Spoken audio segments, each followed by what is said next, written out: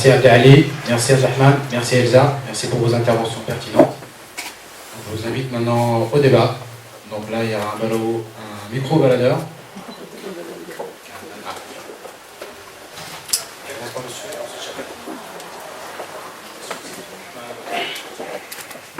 Bonjour, merci bien. Je suis à 100% d'accord avec ce que vous avez dit. Je suis assez bien informé dans ce domaine depuis pas mal de temps.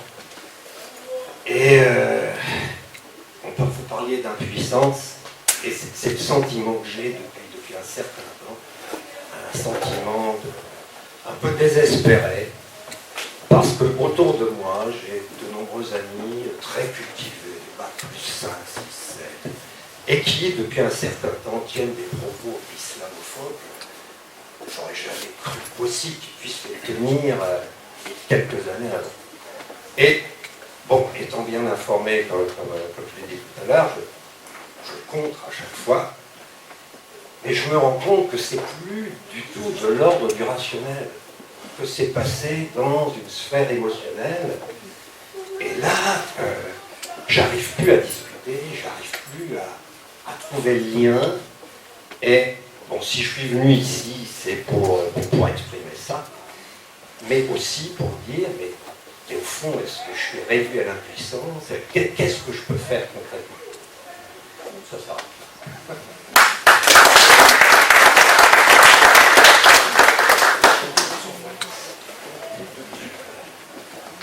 Bonjour à toutes et à tous, et merci à l'association Falsafa d'avoir organisé ce temps d'échange sur la question de l'islamophobie. D'autant plus qu'on est dans un contexte national et de plus en plus au niveau local qui devient important de travailler, d'échanger et de nous éclairer sur cette notion et sur les actes islamophobes qu'on peut retrouver sur le terrain. Je voulais d'abord réagir par rapport au propos d'Abderrahmane Azouzi et vous dire que nous avions été, donc je fais partie du groupe Aimé Angers au sein de l'opposition de la ville, nous avions été extrêmement choqués des propos qui ont été tenus dans l'Express et que c'est pour ça que nous avons réagi très rapidement. Aujourd'hui, la table ronde, elle s'appelle un racisme acceptable. Je crois qu'on ne doit plus laisser passer ce genre de choses. Et nous avons donc voulu exprimer et réagir assez rapidement sur le fait que nous désolidarisions de cette militante PS et des propos insultants qui ont été tenus. Je voulais réagir sur un certain nombre d'autres choses. D'abord, vous demandez à M. Azouzi, puisque Elsa tout à l'heure nous disait que ce qui était important, c'était de s'investir, et notamment de s'investir au niveau local. Donc je voulais savoir, depuis votre démission, M. Azouzi, est-ce que vous n'avez pas d'abord eu l'impression de vous désinvestir en quittant votre mandat d'élu, et comment vous vous investissiez autrement dans la vie citoyenne locale? Donc ça, c'est une première question. La deuxième, elle s'adresse à Elsa. Donc d'abord, je voulais vraiment la remercier de nous avoir donné cet ensemble sur le travail que fait CCI, parce qu'effectivement, on ne sait pas vraiment à quel point le travail que vous menez peut permettre à un certain nombre de personnes de se sortir de situations de racisme. Vous avez parlé d'un projet européen où vous avez dit que la France était un mauvais élève. Je voulais savoir quel était le bon élève en Europe et qu'est-ce que ça voulait dire d'être bon élève, en termes législatifs, qu'est-ce qui se passait ailleurs en Europe. Enfin, je voudrais vous dire à tous les deux, à vous, à Elsa et à Delali, que j'avais beaucoup apprécié le fait qu'on n'enferme pas l'islamophobie que sur une question religieuse, mais aussi c'est des imbrications de racisme de sexe, race et classe, et je pense que c'est très important justement de pouvoir travailler et prendre du recul sur ces imbrications différentes et avoir une approche intersectionnelle. Enfin, la dernière question, elle s'adresse à Abdelali. Dans votre livre, avec Marwan Mohamed et vous-même, vous avez beaucoup travaillé sur la définition de la notion d'islamophobie. Toute la première partie de votre intervention a porté sur cette question. Et on a remis en cause un certain nombre de journalistes, donc je pense notamment à Caroline Forest, mais aussi au livre qui s'appelle Islamophobie, la contre-enquête de Isabelle Kersimon et Jean-Christophe Moreau, qui remet en cause d'abord le fait que la notion d'islamophobie est arrivée en France, et par exemple Caroline Forest défend le fait que c'est une invention iranienne, donc qu'est-ce que vous avez à nous apprendre là-dessus? Et aussi qu'on vous accuse dans votre ouvrage que effectivement vous avez un regard militant et que finalement la scientificité de vos recherches elle est peu existante. Donc je voulais d'abord dire aussi que dans un certain nombre de travaux, je pense par exemple, cette semaine j'ai présenté un programme de recherche que coordonne Christine Barr qui s'appelle le JEDI, le genre et discrimination, homophobie et sexisme. Je ne sais pas pour faire de la pub, hein, mais je l'ai présenté à des lycéens à l'université d'Angers avec une autre collègue. Et on nous a dit, mais en fait, c'est un travail de féministe. Et donc, c'est la même lecture qu'on peut avoir sur des personnes qui travaillent sur l'islamophobie. Donc voilà, je voulais que vous nous éclairiez là-dessus. Merci.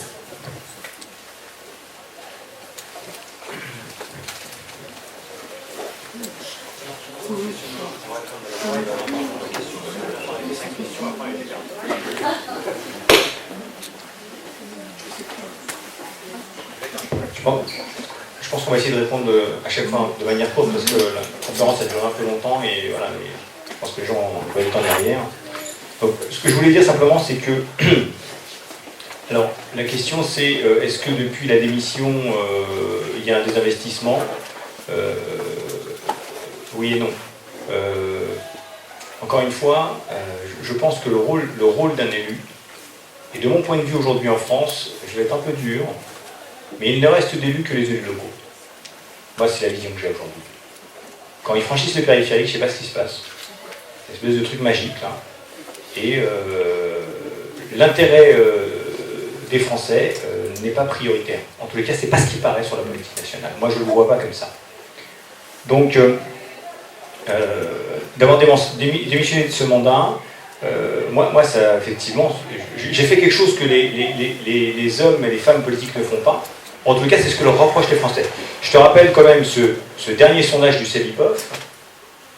91% des Français ne font pas confiance à la classe politique. La dernière fois, c'était 81%, et 2 ans après, c'est 91%.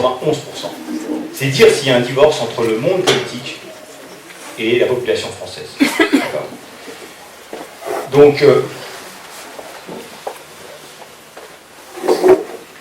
je pense qu'effectivement, comment dirais-je, le fait d'avoir abandonné ce mandat, en fait, j'ai fait quelque chose de... J'ai lié l'acte à la parole. Et c'est ce que reproche beaucoup la population française, alors aux hommes et femmes politiques, c'est que vous avez un discours, mais vos actions ne sont pas en phase avec le discours. Hollande, il fait son discours du Bourget, il dit que l'ennemi c'est la finance, et il nous met Macron. Eh ben, je suis désolé, c'est prendre des gens pour des idiots. Parce que Macron, c'est la finance. Donc il y a un problème. J'ai dit que je ferais court. Donc je vais faire court. Donc effectivement, je me suis investi dans une association qui s'appelle Convergence musulmane, qui a pour objectif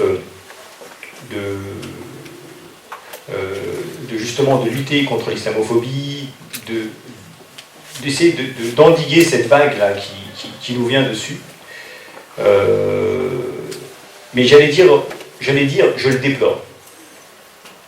Pourquoi? Parce qu'en fait, le problème de ces attaques islamophobes itératives fait qu'aujourd'hui, au lieu de s'intéresser à des actions qui concernent tous les citoyens français, on oblige les musulmans à concentrer leur temps et leur énergie à se défendre et à se constituer en communauté. C'est-à-dire que ces gens-là nous poussent au communautarisme. Parce que quand tu es attaqué, tu te défends. Et tu défends ceux qui sont attaqués, en l'occurrence les musulmans. Et ça, je le déplore, parce que moi je suis citoyen français. Et de m'occuper des musulmans, et que des musulmans, eh ben ça m'embête. D'accord ? Je ne suis pas là que pour m'occuper des mosquées, du halal, du foulard, etc. Moi ce qui m'intéresse, c'est la mamie qui habite au 5e étage, là, et qui mange de la nourriture pour chien parce qu'elle a 500 € par mois. Et il y en a des comme ça. Ce qui m'intéresse, c'est le gamin qui est battu parce que son père est alcoolique, et qui est en échec scolaire. Ce qui m'intéresse, c'est l'handicapé qui est isolé. Je ne regarde pas s'il est noir, blanc, et je ne regarde pas son orientation sexuelle, ça ne m'intéresse pas. C'est ça, être citoyen français. Mais aujourd'hui, je suis obligé de me recentrer sur une défense. L'article de l'Express, il y a 2 jours. Donc ça pose un gros problème. Et vraiment, j'aimerais que, à terme, si les musulmans sont en mesure de s'organiser, vraiment le gros souhait que j'ai, c'est qu'ils ne se centrent pas que sur leurs intérêts personnels, mais qu'ils s'intéressent vraiment à tous les citoyens français.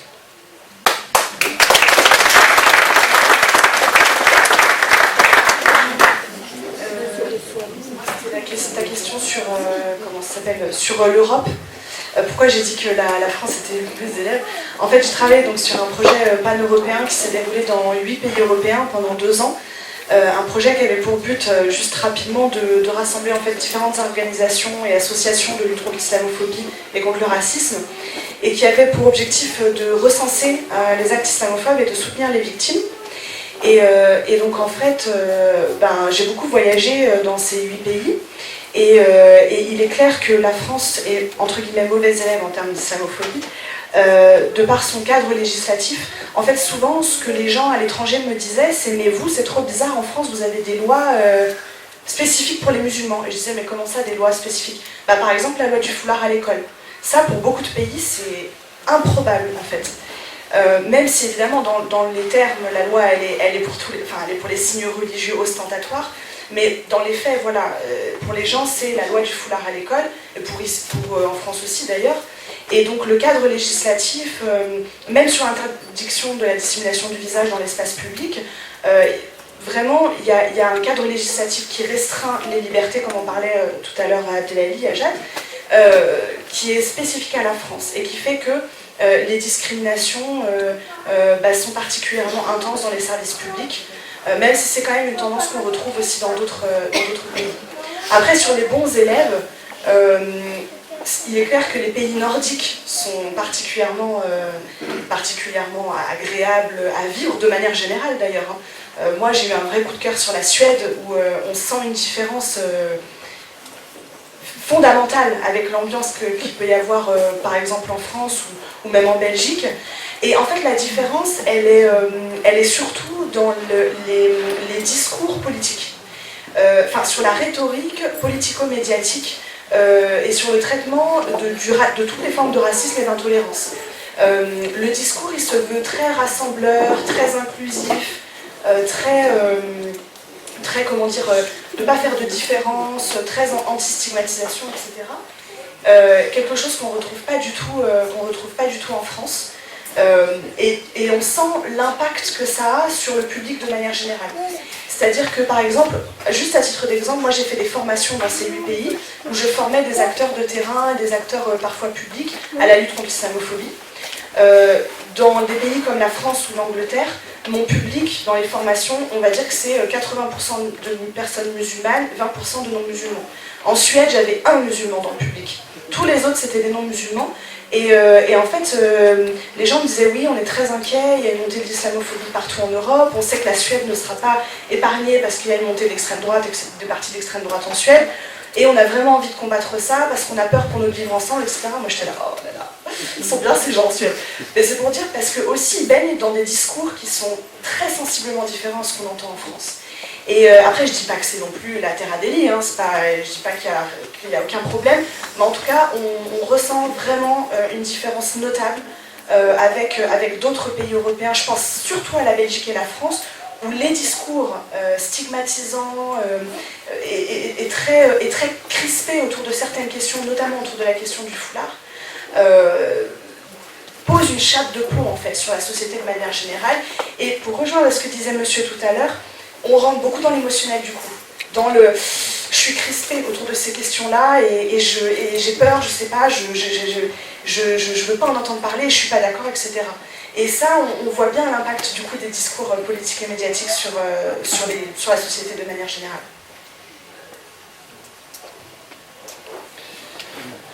Merci pour vos questions. Je vais répondre d'abord à la question plus simple, puis après la plus compliquée sur la question d'impuissance. Donc sur le livre Donc Islamophobie, la contre-enquête. Donc pour ceux qui ne sont pas au courant, mais tant mieux si vous n'êtes pas au courant, c'est un petit livre qui a été publié en octobre dernier par une journaliste et un juriste qui visait en fait à contredire notre livre. Donc ça a été publié dans une petite maison d'édition et donc j'ai lu ce livre, on a fait une critique argumentée dans un blog sur Mediapart. Et en fait, les critiques, à la limite, c'était pas des critiques sérieuses, quoi. Parce que, il y a une critique qui a été faite sur les statistiques. Donc, en gros, finalement, les statistiques de l'islamophobie, elles sont fausses. Elles sont fausses, pourquoi? Parce que le CCIF, c'est une organisation douteuse, selon les mots utilisés par les auteurs, et donc notre livre s'appuie sur les données du CCIF, donc notre livre est lui aussi douteux.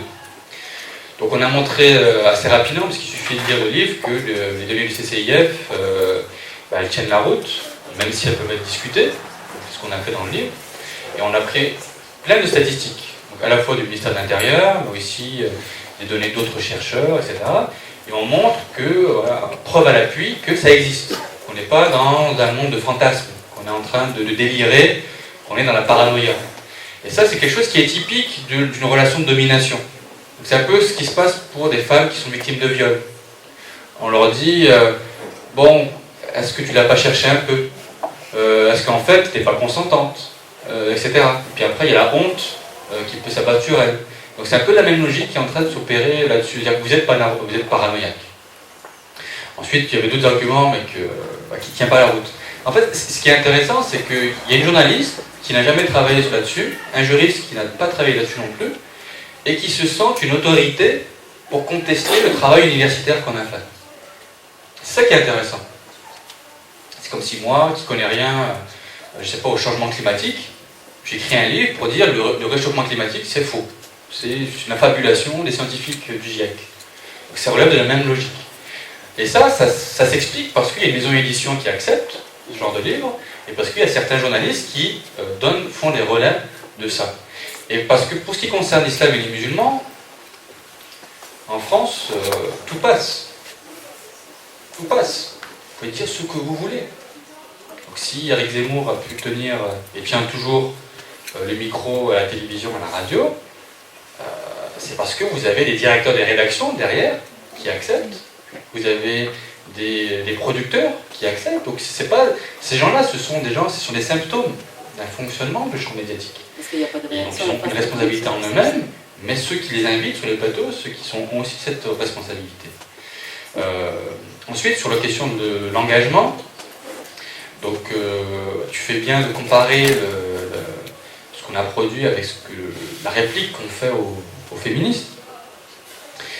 Donc là, la réponse est simple en fait, c'est que le savoir qu'on produit, c'est un savoir qui respecte une méthode, donc qui est une méthode scientifique qui est validée par d'autres scientifiques. Donc ça veut dire qu'on a publié un livre, mais aussi on a publié des articles dans des revues scientifiques, etc. Donc ce travail-là, il est reconnu par l'institution universitaire. Donc il y a une valeur, la valeur de ce qu'on dit dépend de l'université. Ensuite, le fait qu'on ait choisi ce sujet-là, ce n'est pas un hasard. C'est parce que le savoir qu'on produit, c'est un savoir situé. Et chaque personne qui travaille sur un sujet, qu'il soit scientifique, qu'il soit journaliste, etc., il choisit un sujet en fonction de sa position, etc. Et donc du coup, il n'y a pas de contradiction. Souvent, on voit une contradiction entre un discours scientifique et le fait d'être engagé politiquement contre le racisme, etc. Non. Alors, ça peut être contradictoire si le discours militant est transféré tel quel, sans administrer la preuve, dans le discours scientifique. Donc, et c'est souvent ceux qui sont dans les positions dominantes qui critiquent les autres. Ce sont souvent ceux qui paraissent neutres, ceux qui disent neutres, en fait, ils sont eux également engagés, mais pas du bon côté, entre guillemets, plutôt du côté des classes dominantes, etc. Donc ensuite, sur l'origine du mot, on n'est pas les premiers, en fait, on n'a fait que reprendre des travaux d'autres chercheurs. Donc Donc en fait, Caroline Forest avait dit dans un article de 2003 que le concept d'islamophobie avait été inventé par les mollahs iraniens en 1979 pour empêcher toute critique de la religion. Voilà, c'est passé, parce que comme je disais, ça passe. Donc en fait, non, ce mot il a été inventé par les Français en 1910, et dans le livre on fait l'histoire du mot et on montre que c'était faux, quoi. Et donc ce qui est intéressant, c'est que après qu'on ait publié notre livre, Caroline Forest a changé l'article qu'elle avait publié en 2003 sur le site internet de la revue Pro-Choix. Donc elle a falsifié un article qu'elle avait publié. Mais au-delà de la querelle autour du mot, ce qui est important, c'est de comprendre pourquoi des journalistes qui mentent de manière répétée, sont toujours là. Donc, ça veut dire que vous êtes journaliste, vous mentez, donc ça veut dire que vous ne respectez pas les règles du fonctionnement normal, entre guillemets, déontologique de la presse, comme le journaliste qui a fait le portrait avec toi, soit toujours là. Et là, il me semble qu'il y a un gros problème, et ça c'est peut-être une revendication pour tous les mouvements antiracistes, soit racisme anti-chinois, etc., c'est qu'il y ait de vraies instances de sanctions contre les journalistes qui commettent des erreurs. Donc la seule sanction, il n'y a aucune sanction qui existe. Donc il y a le CSA qui peut faire des avertissements, et le Forest a eu des avertissements, notamment par rapport à la crise ukrainienne. C'était basé sur un site qui disait que les Russes enlevaient les yeux enlevaient les globules, c'était complètement faux. Mais elle est toujours là, sur France Culture, etc. Et lorsque un médecin commet une erreur, il y a l'ordre des médecins. C'est ce qu'on dit. Les journalistes aussi, c'est ce qu'ils disent. Il dit c'est pas important. Ça, il a répondu ça. Donc, il y a une instance qui sanctionne, et ça peut jouer sur la carrière. Donc s'il y a une revendication à avoir, c'est d'avoir une instance dans le champ médiatique qui sanctionne vraiment. Et imaginez que ça se produise, ça peut quand même être intéressant pour ceux qui veulent lutter contre la stigmatisation, etc. Puis sur l'impuissance,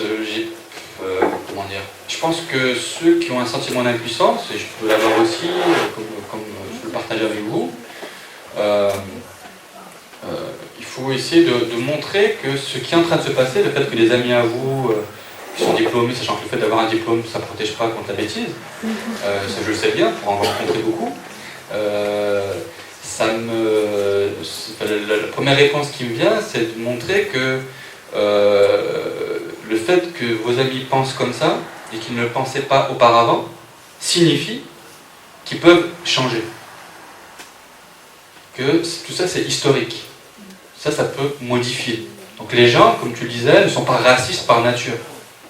Les gens ne sont pas sexistes par nature. C'est la société qui produit ce genre de pensée. Et donc là, l'enjeu, c'est d'avoir un contre-discours qui soit audible, qui soit diffusé, et qui permette de transformer cette manière de penser. Et puis, pour ce qui concerne plus précisément le champ politique, donc là encore, je vais vous donner l'exemple de Vénissieux. Vous avez des taux d'abstention qui dépassent les 60%, même parfois 70% dans certains bureaux de vote. Du coup, le champ politique à Vénissieux, il est fondé essentiellement sur le clientélisme. C'est le cas de beaucoup de villes de banlieue. Je ne sais pas si c'est comme ça à Angers, je ne sais pas. Donc ça veut dire que vous votez en échange d'un appartement, d'un poste au gymnase, etc., etc. Et ça signifie que souvent les mairies passent avec une majorité très faible. Très faible. Donc à Vénissieux, par exemple, c'est autour de 1000 personnes. La ville, elle fait 60 000 habitants. À Saint-Denis, le maire est passé avec 181 voix en plus. À Blanc-Ménil, je connais bien, le maire UMP, donc qui a ravi cette mairie communiste, qui était communiste auparavant, l'a emporté de 209 voix. C'est-à-dire qu'au Blanc-Ménil, si vous avez une force politique qui est supérieure à 200 voix, vous pouvez arbitrer. Et donc si vous avez des revendications qui relèvent de la lutte contre l'islamophobie, vous pouvez essayer de l'imposer. Idem à Saint-Denis, idem à Vénissieux, etc. C'est-à-dire que le champ politique il y a tellement une défiance par rapport au champ politique, comme tu le disais, que même une faible organisation, même des gens divers comme il y a ici dans cette salle, s'ils s'organisent même ponctuellement pour essayer d'avoir un rapport de force favorable, c'est possible. Ça a été le cas, par exemple, à Montpellier. Donc à Montpellier, vous aviez à l'époque le maire Georges Frêche, qui est décédé.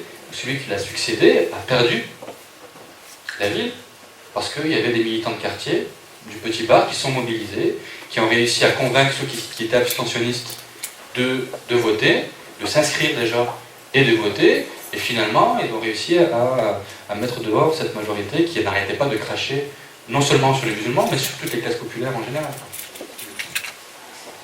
Excusez-moi, juste une seconde, je vais juste répondre au monsieur également. Alors, il faut pas avoir ce sentiment d'impuissance, pour une raison très simple. Je vais être très rapide. C'est que, on a affaire à des gens médiocres. Caroline Fourest, elle est médiocre. Elle est nulle même.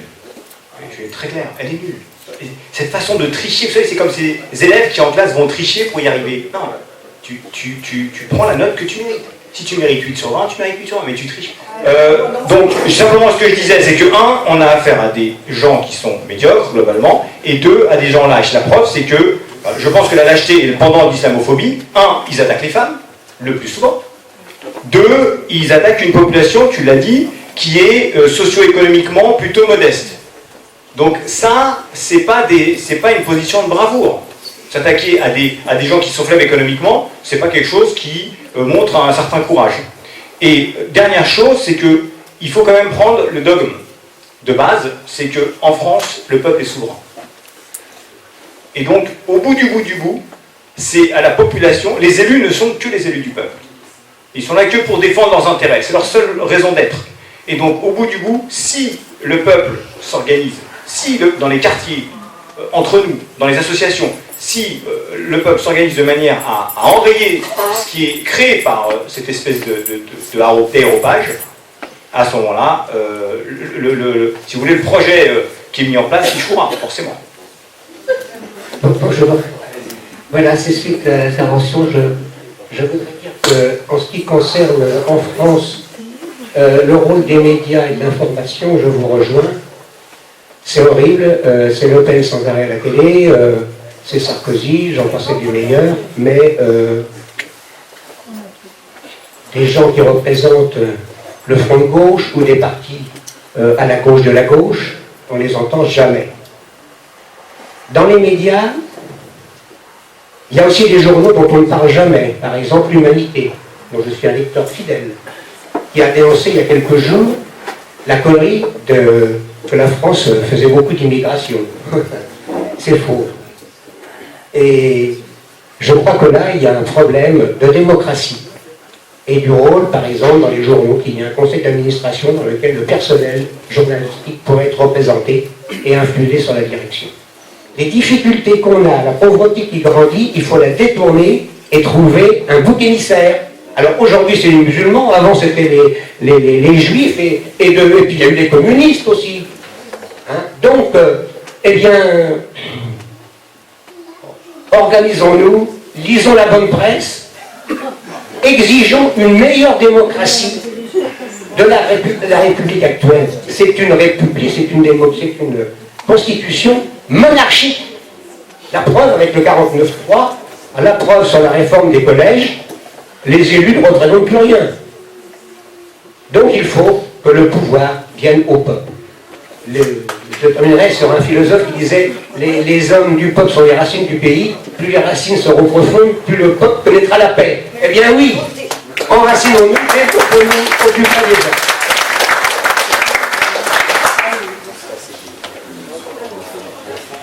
Très compliqué du tout. Donc sur la question de la date, moi je suis désolé de faire la publicité pour un autre livre. J'ai écrit un livre intitulé La marche pour l'égalité contre le racisme en 2013, et je traite spécifiquement de cette question des crimes racistes dans les années 70 et 80. C'est même pire que ce que vous dites, puisque dans la décennie 70, j'ai comptabilisé autour de 150 morts, essentiellement maghrébins, crimes racistes, et la décennie 1980 a dépassé les 200 morts. Aujourd'hui, quand on compare la décennie précédente, on est dans une vision pacifiée en termes de violence physique. Mais ça s'est rattrapé entre guillemets en termes de violence symbolique, notamment au niveau des médias, etc., etc. Ensuite, la question que vous posez, en fait, c'est celle de l'articulation entre racisme anti-arabe, classique, entre guillemets, et l'islamophobie. Donc, dans le livre, on essaie de montrer qu'il y a une articulation entre les deux. Il n'y a pas de séparation nette, sauf que depuis le début des années 2000, on constate que dans les statistiques, il y a une déconnexion qui est en train de s'opérer.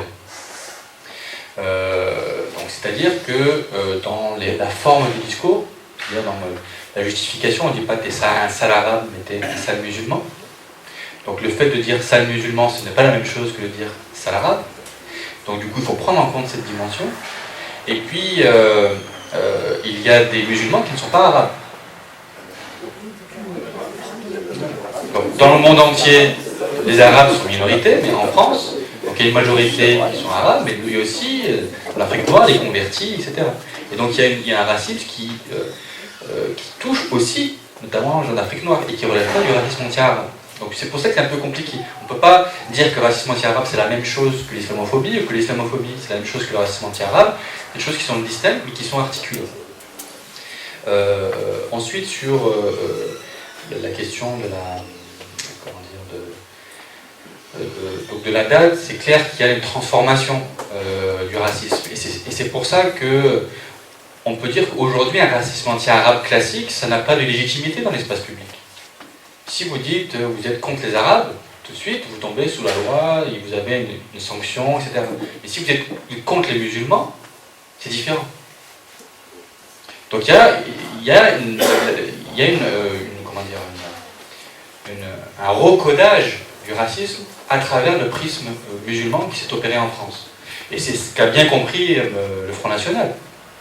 Donc le discours anti-immigré classique, il est toujours présent, mais il est moins présent dans l'espace public, au profit d'un discours anti-musulman, qui a une rentabilité, entre guillemets, électorale, qui est plus forte que le discours raciste classique.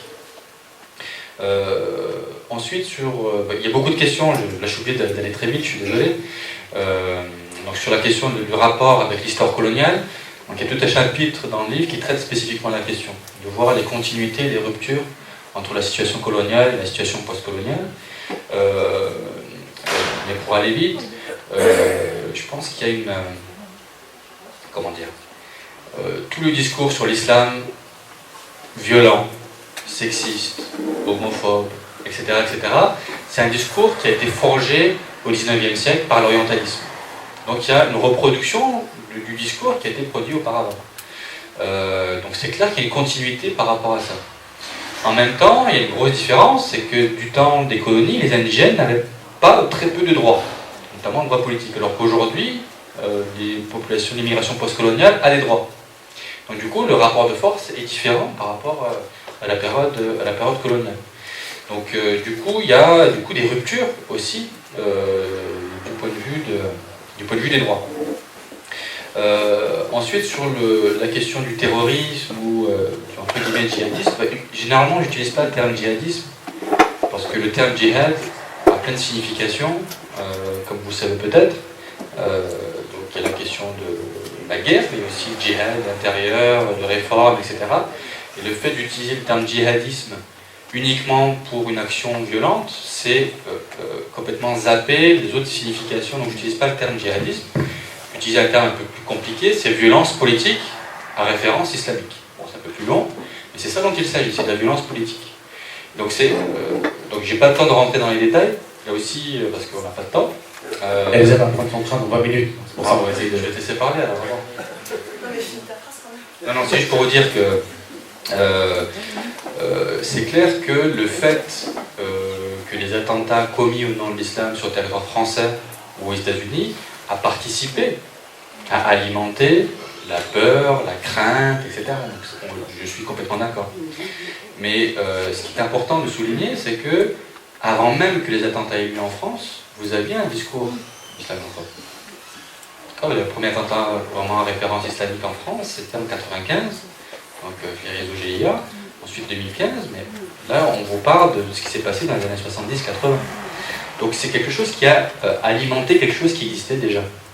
Et ce qui me semble important lorsqu'on travaille sur l'islamophobie, et c'est ce qu'on essaie de faire dans la conclusion du livre, c'est dire que lorsqu'on dit qu'il y a la construction d'un problème musulman, ça ne signifie pas qu'on occulte, qu'on passe à côté de la violence qui existe, la violence politique qui est utilisée au nom de l'islam. La question c'est comment est-ce qu'on analyse, comment est-ce qu'on interprète. Et nous, on analyse en termes de violence politique, c'est-à-dire c'est une violence politique qui est justifiée par la religion, mais ça aurait pu être justifié par autre chose. Et il faut situer du coup, il faut arrêter en fait d'avoir une vision religieuse du monde. Il faut aussi insérer du politique, du social. Et ce qui est complètement fou après ce qui s'est passé en janvier, c'est que la solution par rapport à ce qui s'est passé, c'est quoi? C'est la laïcité. Si on était cohérent, on essaie de comprendre comment est-ce qu'ils ont réussi à s'armer, comment est-ce qu'ils sont entraînés, quelle est leur idéologie, et on s'attaque à cela. Donc ça supposerait quoi? Ça supposerait qu'on remette en cause la présence française dans les logiques impérialistes. Il y a très peu de gens qui posent cette question-là. Et c'est pour vous dire juste qu'il faut prendre en compte cette question-là, mais sans avoir une vision caricatural. Moi, je voudrais juste rebondir sur 3 points. Le premier point, c'était par rapport à la différence entre racisme anti-arabe et islamophobie. Est-ce que l'un et l'autre? Est-ce qu'il y a clairement une articulation et une logique historique?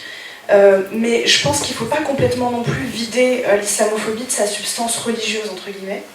Je m'explique, c'est que, alors d'abord, comme vous l'avez dit, il y a des convertis qui sont français de souche, comme certains aiment dire, qui sont blancs, qui ont des patronymes, voilà, tant qu'on les, par exemple pour les femmes converties qui portent le foulard, tant qu'on les a pas vues, elles passent sans problème. Après, c'est autre chose, une fois qu'on s'aperçoit qu'elles portent le foulard. Donc, il y a des convertis qui subissent aussi exactement les mêmes violences, et c'est vraiment l'appartenance religieuse qui pose problème, spécifiquement dans certains cas, et pas forcément l'appartenance, l'origine ethnique ou l'origine culturelle. Il y a vraiment une crispation en France autour du fait religieux, qui aussi fait qu'il y a, voilà, comme on l'a dit, une falsification du concept de laïcité, une très mauvaise compréhension du cadre législatif et légal autour de la question du fait religieux. On le voit en entreprise, il y a énormément de problèmes au sein des entreprises autour de la question du fait religieux, et l'islamophobie, elle se manifeste quand en tout cas nous, les victimes que l'on gère au quotidien, elles ont été victimes de discrimination ou de violence à cause de leur appartenance ou de leur pratique religieuse. Ça peut être le foulard, ça peut être les préférences alimentaires, ça peut être toutes sortes de choses. Et donc je pense qu'il faut faire attention quand même de ne pas complètement éluder ça dans la question de l'islamophobie, parce qu'il y a aussi, voilà, cette crispation autour du fait religieux qui est importante, et qui est partie prenante comme on résout justement les cas d'islamophobie à partir de la loi. Ensuite, je voulais rebondir sur ce que vous disiez, madame, par rapport à l'éducation. C'est un point extrêmement important, et on l'a vu en particulier après les attentats, puisqu'il y a eu de nombreuses dérives dans des écoles un peu partout en France, notamment avec des très jeunes enfants qui ont été pris à partie parfois de manière très violente par leurs professeurs. Et du coup, on se rend compte qu'il y a un vrai travail à faire au sein de l'éducation nationale, tant au niveau des élèves qu'au niveau des professeurs et de l'équipe pédagogique.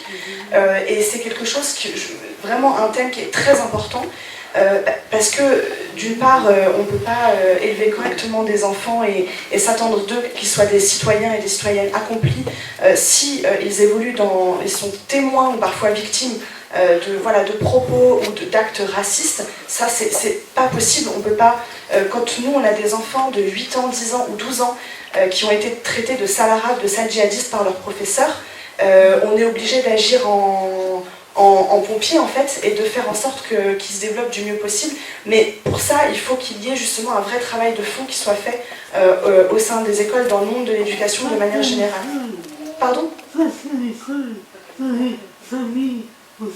Oui, bien sûr, c'est un travail général. C'est vrai que moi, je parle de point de vue du travail qu'on fait au CCIF, mais bien entendu, il faut que ce soit un travail dans différentes sphères. Et il faut que les pouvoirs publics en fait, prennent grande part à ce travail-là. Il y a des associations qui le font, mais c'est pas que la société civile qui doit agir, c'est aussi les pouvoirs publics qui doivent prendre part dans ce travail-là. Et puis pour terminer, je voulais rebondir sur la question des médias communautaires. Je ne sais plus qui en a parlé. Voilà. Oui, voilà, monsieur, vous parliez des médias communautaires. En fait, on s'est rendu compte, en tout cas moi qui travaille beaucoup du coup avec les médias, je me suis rendu compte que les médias communautaires avaient un rôle assez important. Par exemple, ça m'est arrivé très souvent que des médias, des journalistes par exemple du Monde ou de Libé, m'appellent après avoir lu dans les médias communautaires d'une agression ou d'un acte islamophobe X ou Y. Et en fait, on s'aperçoit que les médias communautaires sont quand même finalement une banque d'informations et de données qu'on ne trouve pas ailleurs. Et ça a un réel poids, en fait, un réel impact sur les journalistes, on va dire, mainstream, donc des quotidiens nationaux et même parfois locaux. Et ça a un vrai, du coup, un peu effet boule de neige, où du coup, ils vont lire tel truc dans un média communautaire et vont après appeler les associations qui sont un peu des références sur ces questions-là, et du coup, ils vont en parler. Donc moi, je me suis aperçue quand même que les médias communautaires, c'était important. D'abord, c'est pas parce que c'est des médias communautaires qui traitent que des questions communautaires, il y a plein de sujets qui sont traités, mais voilà, c'est important pour qu'il y ait certaines questions qui ne sont pas forcément abordées de manière systématique dans les médias traditionnels. Ça permet justement d'avoir un prisme autre. Merci. Merci. Très rapidement, sur l'éducation, je suis tout à fait d'accord avec vous. Je m'étonne simplement, et c'est pour ça que je vais revenir à ce qu'a dit monsieur, parce que c'est très intéressant, effectivement, la notion de violence, etc. C'est vrai que c'est une vraie question que je me pose également. Mais je me pose, par exemple, la question, vous voyez, Bruno Le Maire, qui est à l'UMP. Bruno Le Maire, c'est un fervent défenseur de la laïcité quand il s'agit des musulmans. Et là, dans le débat sur le collège, d'un seul coup, et là j'ai été stupéfait. Il dit il faut passer du collège unique au collège diversifié. Or, le collège, c'est quoi? C'est le symbole même du creuset républicain. Donc on nous tient un discours à géométrie variable. Quand il s'agit des musulmans, on a un discours, et puis après, quand on est dans un autre débat, on tient notre discours. Là, du coup, le collège, c'est plus le creuset républicain. Donc ça pose un gros problème. On est face à des gens qui sont labiles, qui sont pas intellectuellement honnêtes. D'accord? Alors, pour répondre au monsieur, pourquoi je dis que Caroline Fourest, elle est médiocre? Parce que quand on est face à un adversaire, il y a des adversaires qui sont bons. Onfray, il est quand même pas islamophile. On est d'accord. Mais il est bon, ce mec-là, il n'y a rien à dire. Il a les épaules. Il a un discours qui tient la route. C'est argumenté, c'est solide, quoi. Et ça, c'est un vrai adversaire. Et même si je ne suis pas d'accord avec ce qu'il dit, j'ai un respect pour cette personne-là. Ensuite, il y a les gens qui sont des mystificateurs, des usurpateurs. Moi, j'ai pas de respect pour ces gens-là. Je suis désolé de le dire. Je respecte les gens qui sont d'un niveau intellectuel certain et qui sont, quand ils avancent, et qui sont honnêtes. Rapidement, alors je ne sais plus qui parlait de l'origine de l'islamophobie, et justement du lien entre les colonies, et ça c'est très important. Et ça c'est d'ailleurs un des gros problèmes de notre jeunesse des banlieues. Parce que le problème de notre jeunesse des banlieues, parce qu'il y en a un, c'est qu'en fait c'est une espèce de grand sac fourre-tout qu'ils ont dans la tête, où il y a la religion, le devoir de mémoire, la discrimination à l'embauche, etc. Et donc effectivement, quand tout ça se mélange, ça fait un mélange explosif. Et en fait, je suis désolé, mais quand on vient aujourd'hui nous sommer de nous justifier, et je suis désolé de prendre un exemple qui me concerne, c'est l'hôpital qui se fout de la charité. Attendez, on parle de l'État français, là. L'État français qui a constitué un empire colonial. Et on sait comment il l'a constitué, et on sait ce qu'il en a tiré, et on sait ce qu'il en a laissé. Si aujourd'hui l'Afrique, l'Afrique est à feu à sang, c'est pas le hasard. Quand les musulmans ont quitté l'Espagne, vous savez ce qui a suivi? Le siècle d'or. C'est le siècle d'or de l'Espagne qui a suivi. Vous avez qu'à lire l'histoire un peu. Quand la France a quitté l'Afrique, regardez le siècle d'or de l'Afrique comme il est beau. Donc je suis désolé. Là, on est face à un État qui, non content d'avoir spolié nos parents, maintenant nous sommes d'être des bons Français. Attendez, mais moi j'ai pas de compte à rendre à l'État français de ce point de vue-là. Hein. On a même, je vais vous dire la vérité, on n'a même pas commencé à régler nos comptes avec eux sur le plan de la mémoire. Mais je vous dis, c'est ça la vérité. Parce que ça ne va pas passer comme une lettre à la poste. Moi, je vous dis franchement, on prend la question de la Shoah, c'est un drame. C'est un drame historique. D'accord? Mais la Shoah, c'est pas l'alpha et l'oméga de l'histoire de France et de l'histoire de la mémoire de France. Il y a d'autres moments. On parlait du génocide turc, par exemple. Génocide, ou en tout cas ce qui s'y est passé. Il y a une discussion là-dessus. Arménien, pardon. Par les Turcs. Ouais. Voilà. Est-ce qu'on parle du génocide algérien? Entre 1830 et 1850, 25% de la population algérienne est massacrée. 250 000 Algériens. Les premières chambres à gaz, c'est l'armée française et le général Bugeaud, qui est enterré aux Invalides actuellement. Donc vous voyez, il y a quand même des choses dont on peut discuter.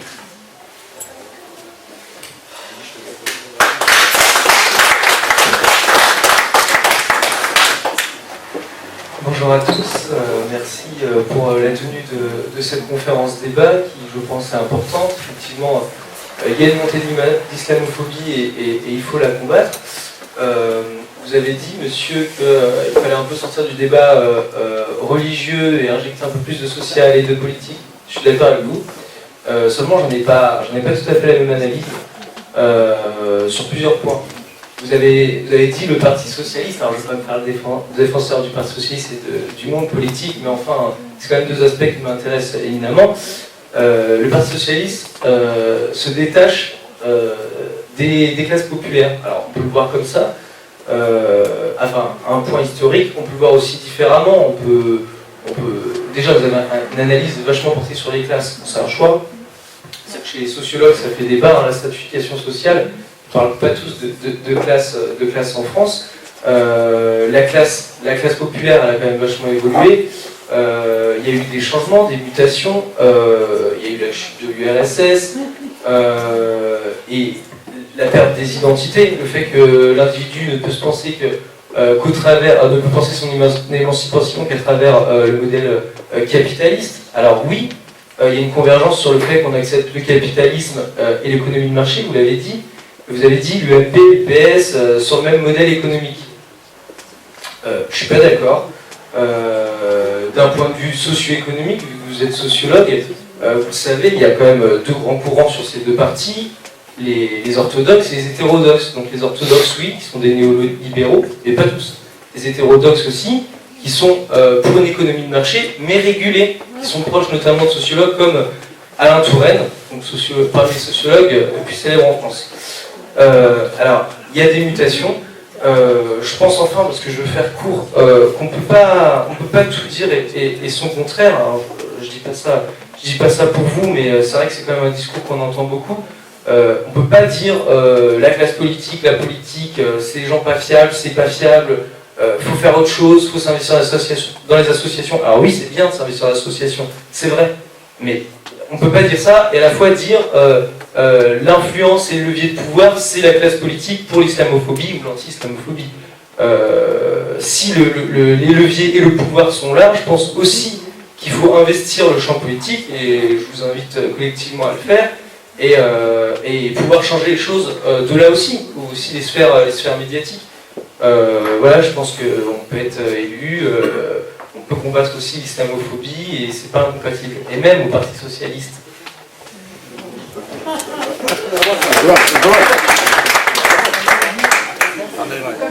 Comme je le disais tout à l'heure, d'abord, ne pas transiger sur ses droits, ça paraît petit, mais en fait c'est énorme. Sensibiliser autour de vous aussi sur bien connaître ses droits, se rapprocher des associations qui luttent contre le racisme, les discriminations, l'islamophobie. C'est sensibiliser ses proches, c'est participer à des événements locaux. Après, vous avez l'antenne CCIF d'Angers qui est active, vous pouvez vous rapprocher d'eux, ou d'autres associations qui luttent aussi contre le racisme, les discriminations, l'islamophobie, etc. Je pense qu'il y a plein de formes d'engagement, j'ai envie de dire passives et actives, qu'on peut mettre en place au niveau local. C'est pas les outils qui manquent, franchement, il y en a beaucoup. Je pense qu'à partir du moment où on a la volonté de s'investir et à hauteur de ses disponibilités, de ses compétences, il y a toujours des choses à faire. Et je pense qu'il y a plein de ponts à faire entre tout type de citoyens, tout type d'initiatives, tout type de... qu'elles soient plus politiques ou plus culturelles, voilà, de terrain, etc. Donc j'ai envie de vous dire, rapprochez-vous des associations de votre quartier, sensibilisez vos proches, organisez des événements sur comment faire valoir ses droits, comment connaître ses droits. Voilà, soyez une musulmane citoyenne investie. Voilà, c'est l'essentiel. Et je voudrais, encore, comme je vais partir, en fait, j'ai pas envie de partir comme un cheveu sur la soupe. Donc je voulais vous remercier à tous et à toutes pour votre écoute. Et encore une fois, merci de m'avoir invité. Et c'était vraiment un plaisir d'être à Angers aujourd'hui. C'était la première fois que j'étais à Angers. Donc voilà, très agréable. Merci beaucoup.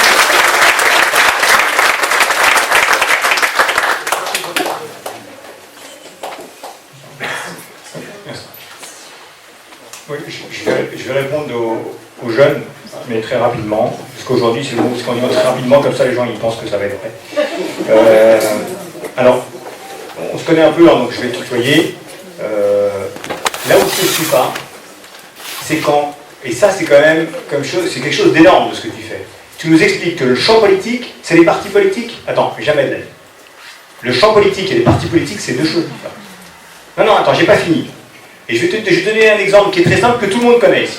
Tu sais quels sont les deux hommes qui ont le plus marqué l'histoire politique de notre pays en 2 siècles? C'est De Gaulle et Napoléon. Ce n'étaient pas des hommes politiques. C'était des militaires. Donc, raisonne là-dessus. Tu vois. Et alors, on peut se demander, je ne dis pas que les autres n'ont rien fait, mais je prends juste cet exemple qui est évident. Napoléon et De Gaulle, ce n'étaient pas des hommes politiques, et c'est eux qui ont marqué l'histoire de France sur 2 siècles. Voilà. Je t'invite à réfléchir par rapport à ça.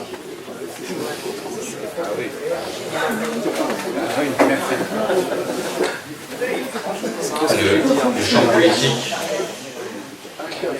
il se trouve que je donne des cours de sciences politiques, et il y a une définition qui est assez simple du champ politique, c'est un espace où l'enjeu c'est le gouvernement de la société, et c'est d'occuper des postes qui concernent le gouvernement de la société. Ensuite, la manière d'occuper ces postes, historiquement, ce sont les partis politiques qui ont été créés. Les premiers partis politiques, c'est au début du XXe siècle. Pourquoi? Parce qu'il faut de l'argent pour pouvoir récolter des suffrages et que ça coûte... voilà. Donc au départ, il y avait une motivation financière à créer des partis politiques. Ensuite, les partis politiques, ça sert aussi à proposer une idéologie, parce que au départ, au XIXe siècle, les notables donnaient de l'argent en échange d'un suffrage.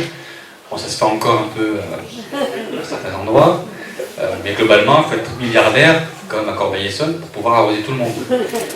Mais globalement, les gens n'ont pas assez d'argent pour arroser tout le monde. Du coup, il faut leur vendre, entre guillemets, des idées, des revendications, une idée. D'où l'apparition d'idéologie. Donc, le parti politique, c'est vraiment quelque chose qui est central dans le champ politique.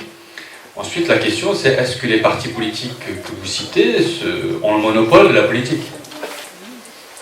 Et là, non. Non. Même, je peux vous faire une prédiction. Donc, il faut se méfier généralement des sociologues qui prédisent. Donc, je me lance. Avec la motion qui a été votée par le Parti Socialiste il y a quelques jours, le Parti Socialiste signe son arrêt de mort. Dans 3, 4, 5 ans, il va y avoir un scénario un peu à l'italienne où le Parti Socialiste va devenir un parti de centre-droit il est déjà un parti de cadre, parce que comme vous savez, il y a un tiers d'élus, un tiers de collaborateurs d'élus et un tiers de militants. Les militants sont rétractés, on l'a vu par rapport au taux d'abstention assez important pour les élections sur les motions, sur le vote sur les motions. Donc là, on a un rétrécissement de la base du PS qui va l'amener obligatoirement à devenir un équivalent d'un parti radical. C'est ça en fait la direction qui s'est observée ailleurs, qui s'est observée en Italie, qui s'est observée en Grèce de manière radicale. Le PASOK aujourd'hui c'est plus rien, alors qu'il était le parti au gouvernement pendant des décennies. Donc et quand vous dites qu'il y a une différence idéologique entre l'UMP et le PS par rapport à la politique économique, je ne suis pas d'accord. Tout simplement, il suffit de lire la liste des députés et des sénateurs qui ont voté pour la loi Macron. lisez. Et vous voyez bien que l'UMP a soutenu, la loi Macron, a soutenu beaucoup de lois qui relèvent de la politique économique. Donc, si ce n'est pas une convergence idéologique, je ne sais pas ce que c'est. Et donc, ce que vous disiez tout à l'heure sur le décalage entre le programme de 2012, qui avait convaincu quand même des milliers, des millions de personnes. Il y avait des gens dans les quartiers populaires. Hollande faisait 60%, 70%. Donc il y avait une croyance qui était très forte en disant l'ennemi c'est la finance, quand vous regardez le droit de vote des étrangers, etc. Donc il y avait quand même un programme qui n'était pas le programme du PS de 1981. Si vous regardez le 81, c'était la nationalisation des banques, c'était un programme qui était anticapitaliste dans le sens premier du terme. Il y a une trahison objective, sans forcément jugement de valeur. Il y a un décalage entre le programme pour lequel le Parti socialiste a été investi et la politique qui a été menée. Je pense qu'il faut être honnête pour reconnaître cela. Et c'est ce décalage-là qui provoque la défiance. Donc l'abstention, c'est... Moi je suis assez étonné lorsqu'il y a une condamnation morale de l'abstention. Si les gens s'abstiennent aussi, c'est parce que ils ont une expérience de l'élection, une expérience d'un décalage qui peut exister entre ce qui est promis et ce qui est mis en place. Donc c'est paradoxalement assez sain. Paradoxalement. Dans la mesure où ça devrait obliger les acteurs politiques à tenir les engagements qui sont fixés au départ. Donc, la convergence idéologique, elle est... je ne suis pas le seul, tous les analystes l'observent. Ensuite, quand vous dites que la classe sociale n'existe pas, il y a eu des transformations. Donc là, je ne suis pas d'accord non plus. Donc ça, c'est un discours qui est très typique d'ailleurs du think tank Terra Nova du Parti socialiste, qui consiste à dire que les classes sociales n'existent plus et que finalement il faudrait miser sur les classes moyennes, sur les minorités, et que c'est ça la base du Parti socialiste. Donc voilà. Oui, alors j'ai beaucoup attendu parce que j'en ai reçu beaucoup dans la figure. Je fais partie de la Ligue des droits de l'homme. Donc je peux dire que le débat est très vite sur l'article dont vous avez parlé et qui a été publié dans l'Anjou laïque. Donc déjà tout un programme. Je voudrais quand même témoigner qu'il y a, et merci Marie-Noël, sur Angers, des associations qui se défoncent littéralement pour la cause des droits des non-discriminations et pour l'étranger. Il y a la CIMAD, il y a le Secours catholique, il y a le Secours populaire, il y a Médecins du Monde, enfin je peux tous les énumérer. Bon, il faut nous rejoindre, hein, on est très seuls, et je pense qu'il faut savoir que tous les mercredis à la Ligue des droits de l'homme, il y a au moins 10 personnes, 10 étrangers qui viennent nous solliciter. Et moi madame, excusez-moi de vous interrompre. Je ne suis pas étranger, donc là on parle d'islamophobie, de Français qui au quotidien travaillent, vont à l'école, etc., qui sont victimes d'un rejet. Vous parlez de cela. Est-ce que vous, à la LDH, vous défendez ces personnes-là? Bien sûr, on a défendu des cas de racisme et de discrimination au travail. C'est notre travail. Et on le fait généralement très discrètement. Là, malheureusement, ce n'est pas du tout discret, ce dont on nous a parlé. C'est regrettable. Mais vraiment, notre truc, c'est de ne pas exhiber ce qu'on fait. Et on reçoit les gens chez nous, on les héberge. C'est quand même dommage. Ce serait dommage que les gens ici partent avec une image détestable de la LDH. Non. Voilà, je voulais témoigner. Je vous remercie en tout cas, j'en profite, parce que je vais vous dire, je suis cité également dans cet article, comme mon ami Abderrahmane Azizi et d'autres personnes, et je trouve ça, je tiens à vous le dire, mais je ne vous vise pas personnellement, mais je trouve ça honteux, inacceptable, déplorable, et je trouve ça limite, si vous voulez, exécrable. Voilà.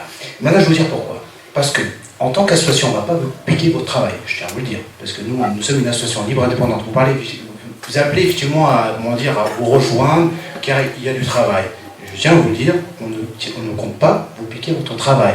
Nous sommes une association libre et indépendante. Indépendante financièrement, politiquement et spirituellement. C'est-à-dire qu'on n'a pas de subvention. Là, vous voyez, aujourd'hui, vous avez bénéficié d'une conférence débat qui est gratuite. On cherchera à continuer à faire ce type d'initiative.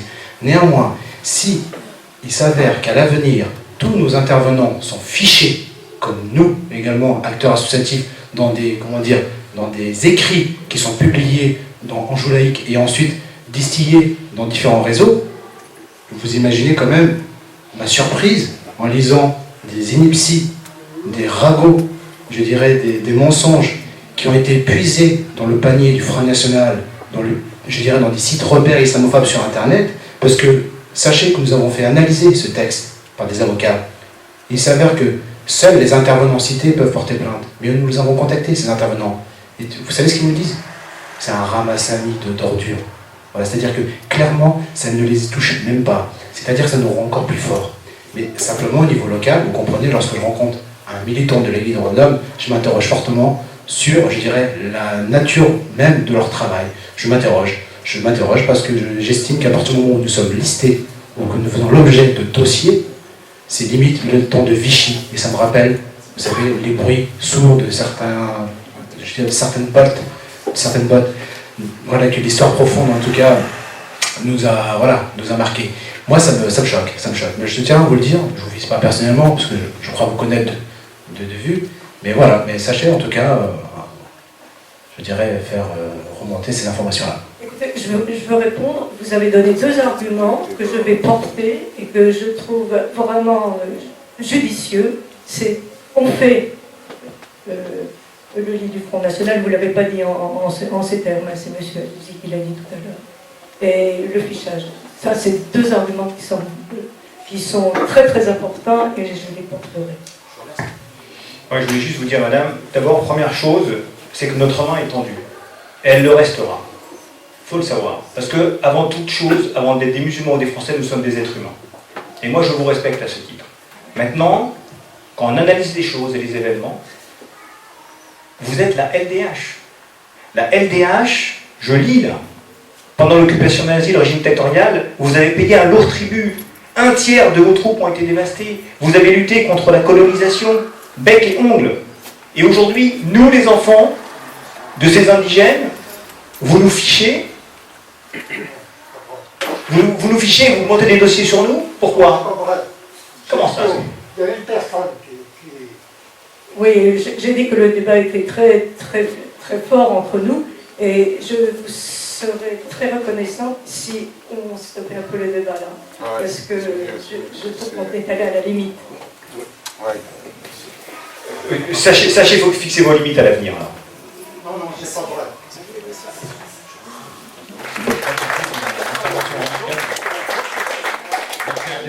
c'est pas vrai. Ooh.